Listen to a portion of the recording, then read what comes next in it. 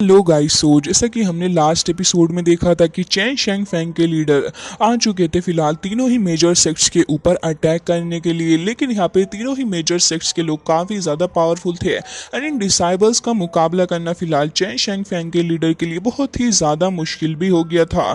फिलहाल इस एपिसोड की स्टार्ट होती है एंड हम देखते हैं कि सीनियर लू काफ़ी ज़्यादा गुस्से में अपनी उसी हेवनली सोर्ड का इस्तेमाल करती है एंड हम देखते हैं कि यहाँ पे बाकी सारे लोग भी आ चुके थे अपनी अपनी पावर का इस्तेमाल करते हुए। तभी वहां पे हम देखते हैं कि वो लड़का कह रहा होता है कि सीनियर लू इसको छोड़ना नहीं है, आज तो इसे मार के ही छोड़ेंगे। जिसके बाद हम देखते हैं कि वो सारे के सारे आगे बढ़ रहे होते हैं। तियानयिन टेम्पल के मोंक्स भी आगे बढ़ते हुए अटैक्स करने वाले ही थे, लेकिन तभी हम देखते हैं कि वो लीडर तुरंत ही वहां से बच निकलता है और उसके बाद फिर वो थोड़ा साइड में जाके खड़ा हो गया था। लेकिन हम देखते हैं कि चारों ही तरफ से ये सारे के सारे लोग एक काफी ज्यादा शानदार अटैक कर देते हैं, जिसके साथ साथ सीनियर लू को भी देखते हैं जो कि अपनी 9 हेवन पावर का इस्तेमाल करती है, जिसके थ्रू काफी सारी थंडर को जनरेट कर रही थी वो। फिलहाल तो हम देखते हैं कि वो लीडर समझ चुका था कि अगर थोड़ी भी देर यहाँ पे वो रुका तो हो सकता है कि उसकी जान वहां से चली जाए, जिसके बाद तुरंत ही वहां से भागने की कोशिश कर रहा होता है। फिलहाल तो हम देखते हैं कि यीशु का वही ड्रैगन भी आ चुका था जो कि तुरंत ही एल्डर के ऊपर अटैक कर देता है।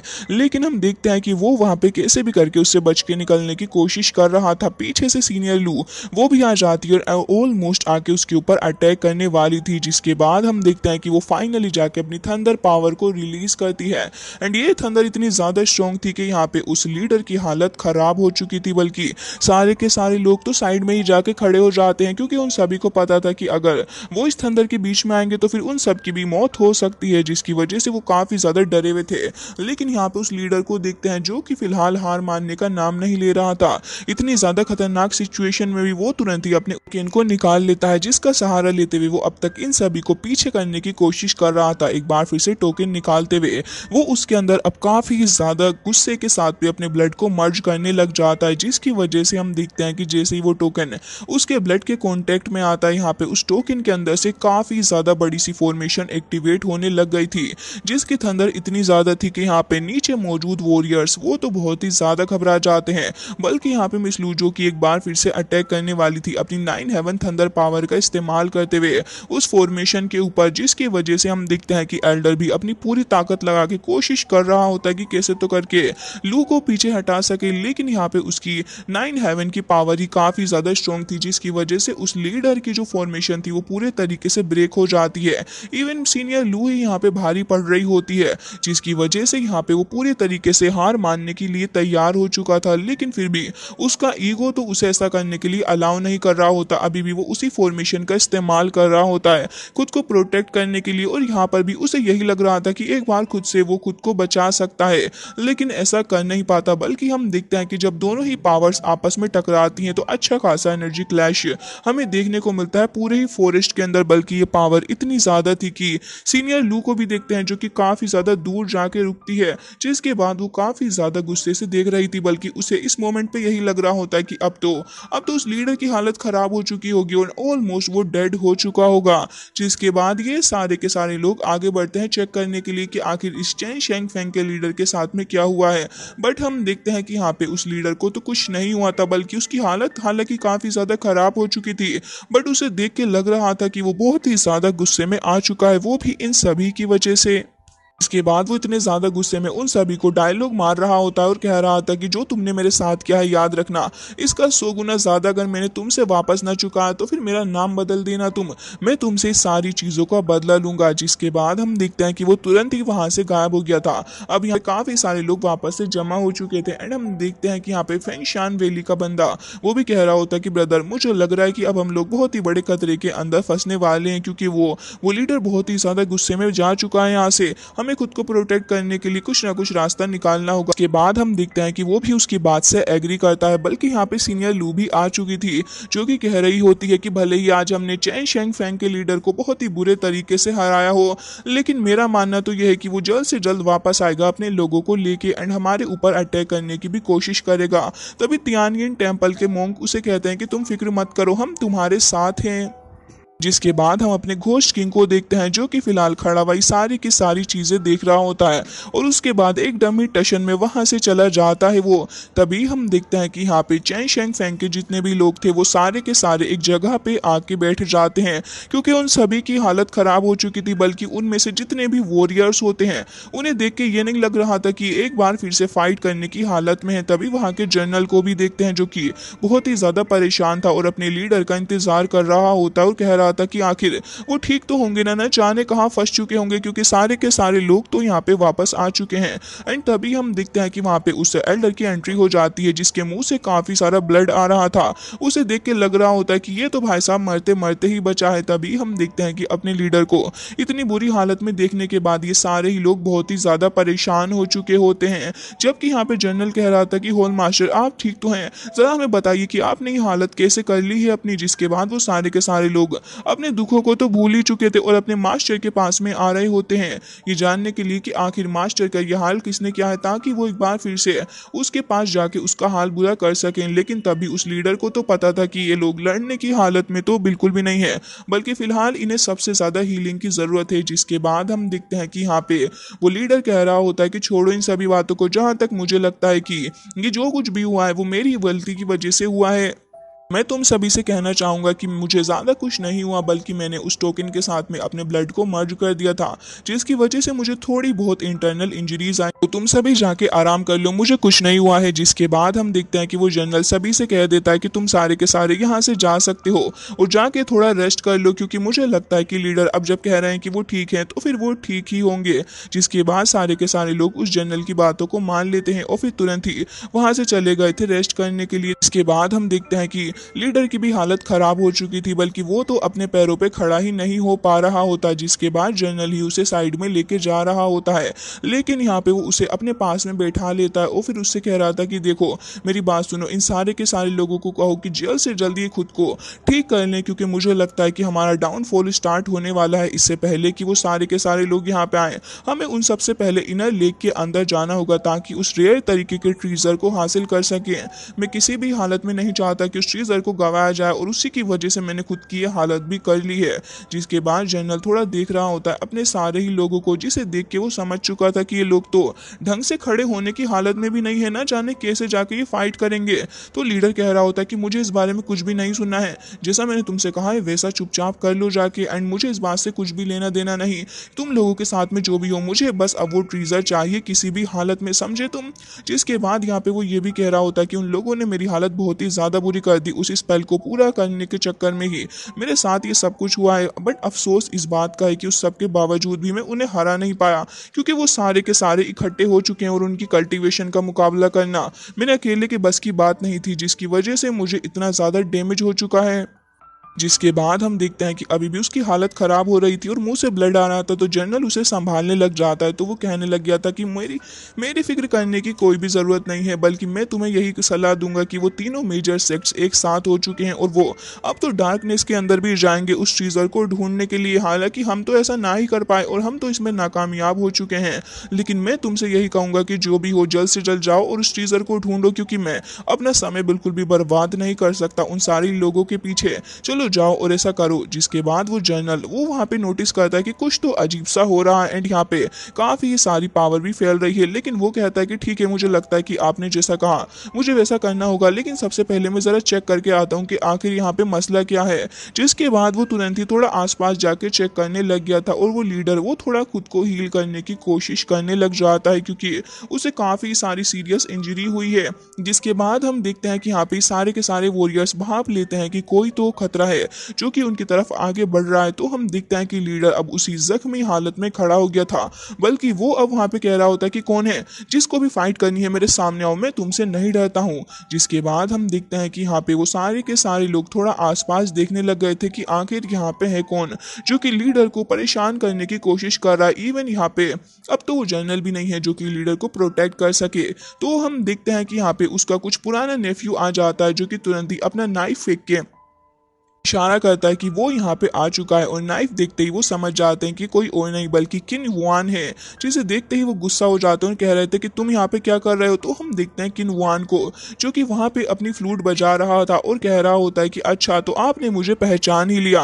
और उसके बाद हम देखते हैं कि वो तुरंत ही आगे बढ़ के आ जाता, फिर ग्रीट करते हुए कह रहा था कि अंकल अच्छा हुआ कि आपने मुझे रिकॉग्नाइज कर लिया, नहीं तो मैं तो समझ रहा था कि आप तो मुझे भूल ही चुके होंगे। जिसकी वजह से अब यहाँ पे उसको काफी ज्यादा गुस्सा आ जाता है और वो कह रहे होते हैं कि तुम्हारी वजह से मुझे इतना ज्यादा हार्म पहुंचा है, तुम लोग कितने ज्यादा क्रूअल हो और उस सब के बावजूद भी तुम यहाँ पे आ चुके हो मेरे ऊपर अटैक करने के लिए। क्या तुम्हें बिल्कुल भी शर्म नहीं आती? तुम नेफ्यू हो मेरे। लेकिन तभी हम देखते हैं कि किन वान को इन सारी बातों से बिल्कुल भी फर्क नहीं पड़ रहा होता, बल्कि वो तो कह रहा होता है कि मुझे इन बात से वाकई में फर्क नहीं पड़ता। हालांकि मेरे सेक्ट ने जो भी आपके साथ किया वो बिल्कुल सही किया, क्योंकि आप तो ये सब कुछ डिजर्व करते थे। लेकिन तभी यहाँ पे लीडर को बहुत गुस्सा आ रहा होता है उसकी सारी बातें सुन के, और वो कह रहे होते हैं कि मुझे तुमसे ये उम्मीद नहीं थी।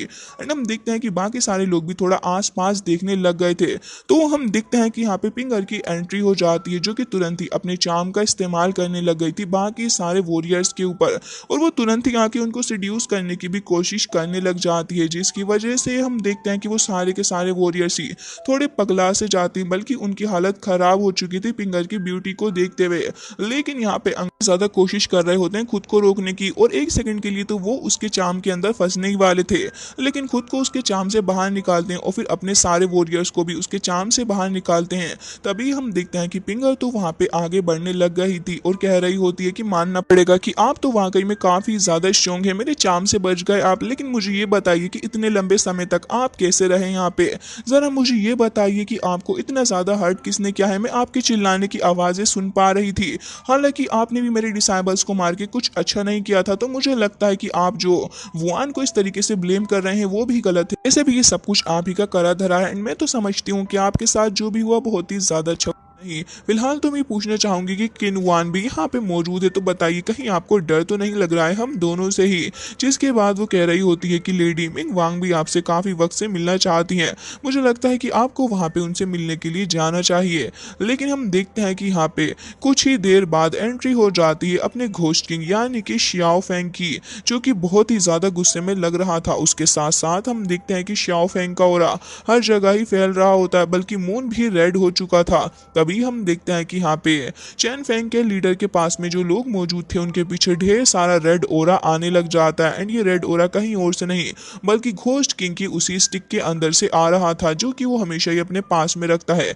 जिसे देख के ये सारे के सारे लोग बहुत ही ज्यादा घबरा जाते हैं, एंड हम देखते हैं कि एक एक करके वो सारे के सारे वहां पे मरते जा रहे होते हैं, बल्कि यहाँ वो स्टिक सारे के सारे बंदों को अपने अंदर ही समेट लेती है, जिसकी वजह से हम देखते हैं कि उसके अंदर से ढेर सारा स्ट्रॉन्ग ओरा भी रिलीज हो रहा था और अपना घोस्ट किंग आगे बढ़ता है धीरे धीरे स्टेप लेते हुए। एंड हम देखते हैं कि उसके पीछे पीछे वहां पे कुछ लोगों की लाशों को भी वो घसीटते हुए लेके जा रहा होता है, बल्कि यहाँ पे थोड़े बहुत लोग और मौजूद होते हैं जो कि अपने लीडर को प्रोटेक्ट करना चाह रहे थे और ये भी देख रहे होते हैं कि आखिर सामने से आ कौन रहा है। तो उनकी नजर पड़ जाती है शाओ फेंग के ऊपर, जिसे हम देखते हैं जो कि तुरंत ही एक डेड बॉडी को फेंक के मारता है, और ये एक धमकी भी थी इन सारे लोगों को कि अगर वो शाओ फेंग के सामने ज्यादा ओवर स्मार्ट बनने की कोशिश करेंगे तो फिर उनके साथ क्या हो सकता है।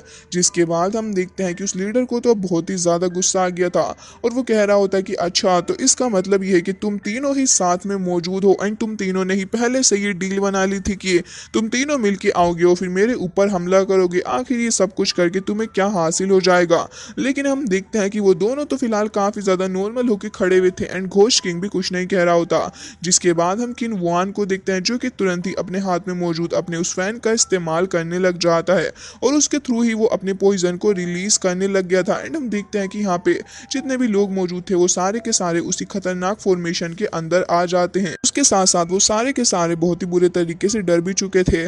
तभी हम देखते हैं किंग वान को जो कि कह रहा था कि तुम सारे के सारे लोग पहले से ही बहुत ही ज्यादा थके हुए हो और मुझे लगता है कि अगर मैं अपने पॉइजन का थोड़ा भी इस्तेमाल तुम्हारे ऊपर और करूंगा तो हो सकता है कि तुम्हारी डेथ बहुत ही जल्दी आके तुम्हें यहाँ से लेके चली जाए और फिर तुम तुम हेवन में आराम से रेस्ट कर सकोगे। जिसके बाद वो उन्हें धमकी देते हुए ये भी कह रहा था कि अगर तुम इस फॉर्मेशन से बाहर निकल के आ जाओगे तो फिर तुम्हारी जान को कोई भी खतरा नहीं होगा। हालांकि वो यहाँ पे ये कहने की कोशिश कर रहा था इन सारे लोगों से कि तुम हमारी टीम में आ जाओ तो हम तुम्हारी जान को बख्श देंगे। अब यहाँ पे काफी सारे सोल्जर्स का मनोबल टूट जाता है, बल्कि वो सारे के सारे एक एक करके भाग रहे होते हैं। एंड हम देखते हैं कि उनमें से एक जब बाहर निकल के आता है तो उसे वाकई में कुछ नहीं होता, जिसकी वजह से वो तुरंत ही उनकी टीम में आ जाता है और अब वो सारे के सारे भी भाग रहे होते हैं उन्हीं की टीम में। तभी हम देखते हैं कि यहाँ पे लीडर तुरंत ही एक को पकड़ लेते हैं और उसे कह रहे थे कि अब देखो मैं तुम्हारा क्या हाल करता हूँ, बल्कि ऑलमोस्ट वो उसको मारने ही वाले थे। एंड यहाँ पे हम देखते हैं कि वो सारे के सारे डर जाते हैं काफी ज्यादा कि आखिर अगर वो इस फॉर्मेशन से बाहर निकलने की कोशिश करेंगे तो फिर उनका लीडर ही उन्हें सबसे पहले मार डालेगा।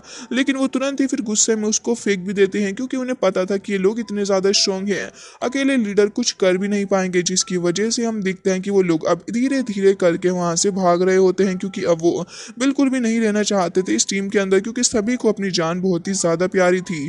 जिसके बाद यहाँ पे चेन शेंग फेंग के लीडर कह रहे होते हैं कि मैं वाकई में काफी ओल्ड हो चुका हूँ, है ना, तभी तो मैं तुम्हारी इन छोटी छोटी ट्रिक्स के अंदर फंस गया एंड मैं नहीं समझ पाया कि आखिर तुम क्या करने की कोशिश कर रहे हो। हालांकि हमारे चेन शेंग फेंग का जो लक है वो पिछले काफी हजारों सालों से बहुत बुरा चल रहा है और आज ये प्रूव भी हो गया। हालांकि अब मेरे हाथों में कुछ भी नहीं है तो तुम जो चाहे मेरे साथ कर सकते हो, लेकिन ये बात याद रखना कि मैं हार तो बिल्कुल भी नहीं मानूंगा। तभी यहाँ पे किन वान कहता है कि आप सरेंडर क्यों नहीं कर सकते, मुझे लगता है कि वही आपके लिए सही होगा। जिसके बाद यहाँ पे घोस्ट किंग भी कहता है कि मुझे लगता है कि तुमने काफी बुरे कर्म किए हैं, लेकिन उस सब के बावजूद मैं तुम्हें माफ कर सकता हूँ अगर तुम हमारे सेक्ट को ज्वाइन कर लो तो। इसके बाद पिंगर भी काफी ज्यादा क्यूरियोसिटी के साथ में देख रही होती है कि आखिर अब ये ओल्ड मैन क्या डिसीजन लेगा। जिसके बाद अपना घोस्ट किंग कहता है कि बताओ जरा तुम क्या चाहते हो, अगर तुम चाहो तो मैं तुम्हें अपने सेक्ट के अंदर आने दे सकता हूँ। जिसके बाद हम देखते हैं कि यहाँ पे वो कुछ भी नहीं कह रहा होता, तो फिर हम देखते हैं कि मजबूरन किन वान अपनी पॉइजन भरी स्टिक को निकाल ही लेता है, बल्कि यहाँ पे अब लीडर भी अपनी उसी टोकन को निकाल लेते हैं। एंड वो कह रहे थे कि मुझे तुमसे ये उम्मीद नहीं थी कि तुम मेरे साथ ऐसा करोगे। तो वान भी कहता है कि हालांकि मैं आपका नेफ्यू हूँ लेकिन ये करना अब जरूरी हो चुका है। एंड हम देखते हैं कि ये दोनों ही अब आगे बढ़ रहे होते हैं, पिंगर भी आगे बढ़ रही थी। के साथ साथ हम उसी हॉल को देखते हैं जहाँ पर आज लीडर काफी सारे कैंडल्स को जला के आए थे अपने एंसिस्टर के सामने। एंड हम देखते हैं कि धीरे धीरे करके वो कैंडल्स बुझती जा रही होती हैं, बल्कि यहाँ पे हम देखते हैं कि वो अपने टोकन का इस्तेमाल करते हुए खुद को प्रोटेक्ट करने की पूरी कोशिश कर रहे थे। लेकिन लास्ट में जब एक कैंडल ले जाती और वो स्ट्रगल कर रहे थे तो फिर वो लास्ट वाली कैंडल भी वहीं पे ही बुझ गई थी। जिसके साथ साथ हमें पता चलता है कि शायद से उनका दी एंड वहीं पे हो चुका है। सीन कट हो जाता है और उसके बाद हम बाकी सारे लोगों को देखते हैं जो कि अभी फिलहाल बैठे हुए बातें कर रहे थे। तो हम देखते हैं कि सोंग के पास में वही लड़की आ जाती है जो कि काफी वक्त से उसे पसंद करने लग पड़ी है। एंड यहाँ पे वो तुरंत ही उसके हाथ को पकड़ लेती है, क्योंकि वो बस ये चेक करना चाह रही थी कि वो ठीक है या फिर नहीं। लेकिन सोंग तो खुद ही अपना हाथ पीछे हटा लेता है, बल्कि वो कह रहा था कि तुम यहाँ से चली जाओ, मैं अपने किंग वान सेक्ट का एक डिसाइबल हूँ एंड मुझे नहीं लगता कि मुझे इन सारी छोटी मोटी चीज़ों से फ़र्क पड़ना चाहिए। हालांकि मुझे फ़र्क पड़ता भी नहीं है क्योंकि मैं काफ़ी ज़्यादा स्ट्रॉन्ग हूँ, ये मेरी ड्यूटी है।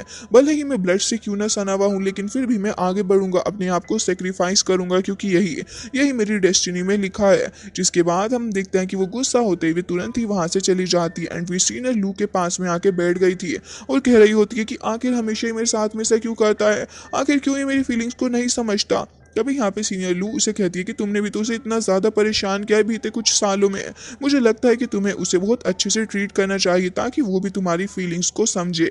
जिसके बाद वो कह रही थी कि वैसे अगर मैं सच बताऊँ ना तो मुझे नहीं लगता कि वो कभी भी मेरी चीज़ों को समझ पाएगा, क्योंकि जब से उसके फ्रेंड उसे छोड़ के गए हैं वो बस ऐसे ही बिहेव करता है कि जैसे वो बहुत ही ज़्यादा चालाक है। लेकिन यहाँ पे सॉन्ग जवाब दे रहा होता है और कह रहा था तो क्या तुम मुझे स्टूपिड समझती हो। जिसके बाद हम देखते हैं कि यहाँ पे वो थोड़ी बहुत बातें और करने लग गया था, लेकिन अब उसे बिल्कुल भी फर्क नहीं पड़ रहा होता। तभी हम सीनियर लू को देखते हैं जो कि फिलहाल बैठी हुई थी एंड अभी अपने पास्ट के बारे में ही सोच रही होती है कि हाँ मेरे साथ भी कुछ ऐसी चीज़ें हुई हैं जो कि नहीं होनी चाहिए थी। जिसके बाद हम देखते हैं कि श्याओ यहाँ पे बैठा हुआ था एंड तियानियन टेम्पल के मोंग के साथ में बातें कर रहा होता है कि अब हमने काफ़ी सारे लोगों को मार गिराया है लेकिन ये जगह अभी भी खतरे से भरी पड़ी है। मुझे तो डर लग रहा है कि अगर हम लोग ज़्यादा केयरफुल ना रहे तो हम अभी भी बहुत ही बड़े खतरे के अंदर फंस सकते हैं, हमारे पास तो कोई क्लू भी नहीं है कि आखिर बाहर निकलना कैसे। तभी हम देखते हैं कि फेंगशियान टेम्पल का वो बंदा फेई वो कह रहा होता है कि ब्रदर आप इस बारे में क्या चाहते हैं कि हमें क्या करना चाहिए, क्या हम थोड़ी बहुत और इन्वेस्टिगेशन करें। तभी इस बात से वो एग्री कर जाता है। तो मोंग भी कह रहे थे कि हर जगह तो यहाँ पे पॉइजन फैला हुआ है, मुझे तो इस बात का डर लग रहा है कि यहाँ पे इतने सारे इंसेक्ट्स हैं, मॉन्स्टर हैं, और उसके बाद फिर ये पॉइजन भी नहीं समझ आता कि आखिर इन सारी चीज़ों से डील करना कैसे है। जिसके बाद श्याओ कह रहा था कि तुम परेशान मत हो, देखो। जिसके बाद वो तुरंत ही स्टिक को उठा लेता है और फिर उससे वहां पे एक सर्किल को ड्रॉ करने लग गया था और कह रहा होता है कि अब हमें अपने डिसाइबल को इस डायरेक्शन से भेजना होगा ताकि हम लोग सेफली वहां पे जा सकें। तुम लोगों का इस बारे में क्या कहना है। तो हम देखते हैं कि वो दोनों ही इस बात से एग्री कर जाते हैं।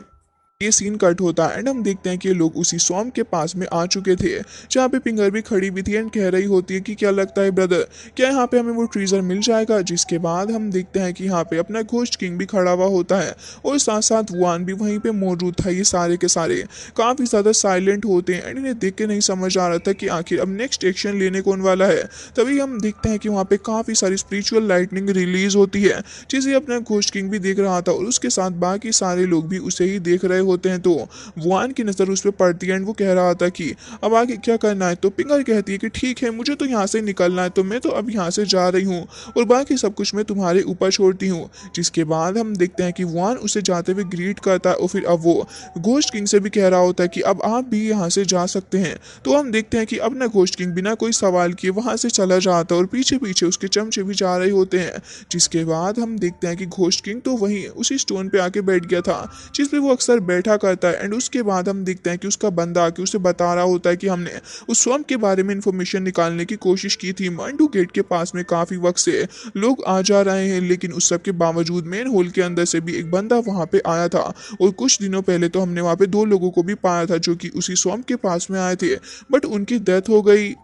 सारी चीज़ों से ये साबित तो ज़रूर होता है कि वो स्वamp बहुत ही ज़्यादा खतरनाक है, हमें बहुत ज़्यादा केयरफुल रहना चाहिए उससे। तभी यहाँ पे अपना घोस्ट किंग कहता है कि अच्छा जो भी हो, लेकिन ये मैटर अब पब्लिक के सामने बिल्कुल भी नहीं आना चाहिए, इसे अपने तक ही रहना और अब तुम जा सकते हो। जिसके बाद हम देखते हैं कि वो बंदा तुरंत ही वहाँ से चला जाता है और पीछे वही अपना बंदा जाओ यून भी बैठा हुआ था जो कि काफ़ी ज़्यादा परेशान हो रहा होता है कि आखिर वो कहाँ फंस गया है। तो घोस्ट किंग खड़ा हो जाता है और उसे कह रहा था कि ये जगह बहुत ही ज़्यादा खतरनाक है और अगर तुम्हें मरने का शौक नहीं है तो तुम इस जगह से जल्द निकल जाओ। जिसके बाद अपना घोस्ट किंग वो भी तुरंत ही वहां से गायब हो जाता है। तभी हम देखते हैं कि जाओ यून को गुस्सा आने लग गया था और वो कह रहा होता है कि तुम पागल हो चुके हो क्या, हमेशा ऐसे मुझे छोड़ के भाग जाते हो, अब मैं कहाँ पे जाऊँ यहाँ से निकल के। जिसके बाद ये सीन कट हो जाता है एंड हम देखते हैं कि तीनों ही मेजर सेक्ट्स के लोग अब आगे बढ़ रहे होते हैं अपने रास्ते में। अब हर जगह इतना ज़्यादा पॉइजन फैला हुआ था कि उसे देख के ही इन सब की हालत ख़राब हो रही होती है। तो हम देखते हैं कि यहाँ पे शाह तुरंत ही आके रुक गया होता है, बल्कि इस पॉइजन को ये सारे के सारे लोग ही देख रहे थे। यहाँ पे पॉइजन के टोर्नेडोज होते हैं जो कि काफ़ी ज़्यादा खतरनाक थे। तो वो सभी को कहता है कि तुम सभी के पास में जो शील्ड मैंने दी है उसका इस्तेमाल करो एंड खुद को प्रोटेक्ट करो। जिसके बाद ये सारे के सारे शील्ड बना लेते हैं और फिर खुद को प्रोटेक्ट करने लग गए थे और फिर अब इस जर्नी में आगे बढ़ने के लिए पूरे तरीके से तैयार होते हैं। जिसके बाद हम देखते हैं कि लास्ट में फेंगशियान वैली के वो दोनों बंदे भी अपने ऊपर शील्ड लगा लेते हैं और अब ये आगे जा रहे थे, लेकिन वहां जाने से पहले वो बंदा तुरंत ही वहां पे स्टिक टाइप चीज को फेंक देता है। जिसके बाद अब धीरे धीरे ये लोग आगे बढ़ते हैं चेक करने के लिए आखिर यहाँ पे क्या चल रहा है। जिसके बाद हम देखते हैं कि लगातार काफ़ी सारी लाइटनिंग भी रिलीज होती जा रही थी, जिसके साथ साथ ओल्ड मैन भी कह रहा होता है कि मुझे नहीं लगता था कि ये जगह इतनी ज़्यादा खतरनाक हो जाएगी।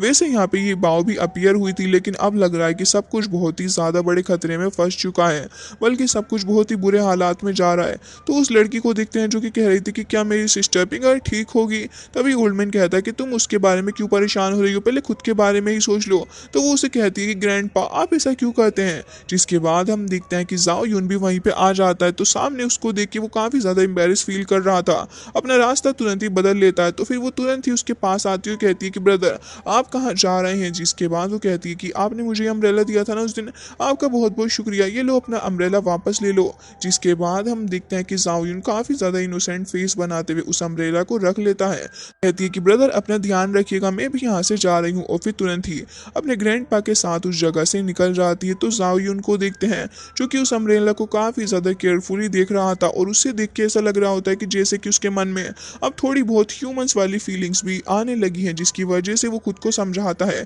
और एक बार फिर से वही स्ट्रिक्ट बंदा बन के आगे बढ़ जाता है। वो सीन कट हो जाता है और उसके बाद हम देखते हैं इन्हीं सेक्ट्स के लोगों को जो कि अब फिलहाल अपनी जर्नी में आगे बढ़ रहे होते हैं। लेकिन तभी वो मोंग कह रहा था कि ये पॉइजन वॉर तो बहुत ही ज़्यादा खतरनाक होती जा रही है, तुम सभी बहुत ही ज़्यादा केयरफुल रहना। एंड हम देखते हैं कि सारे के सारे अब ऐसे ही आगे बढ़ते जा रहे होते हैं लगातार।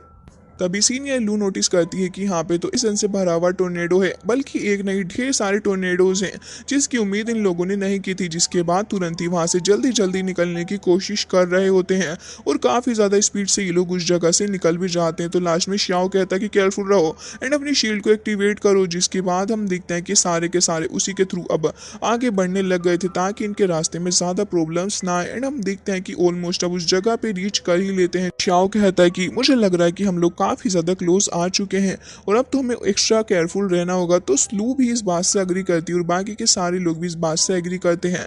लेकिन सडनली ये लोग नोटिस करते हैं कि यहाँ पे आसपास तो ढेर सारी थंडर लाइटनिंग रिलीज होने लग गई है और उसके बाद फिर हमें एक पाइथन भी देखने को मिलता है, जिसे देख के इन सब की हालत बहुत ही ज़्यादा खराब हो चुकी थी। एंड इन्हें देख के लग रहा होता है कि अब तो इनका सामना मौत के साथ में होने वाला है। और इसी क्रिटिकल सिचुएशन के साथ ये एपिसोड हो जाता है एंड आई रियली होप कि आपको पसंद आया होगा। मिलते हैं नेक्स्ट वीडियो में, तब तक के लिए bye bye, take care of yourself.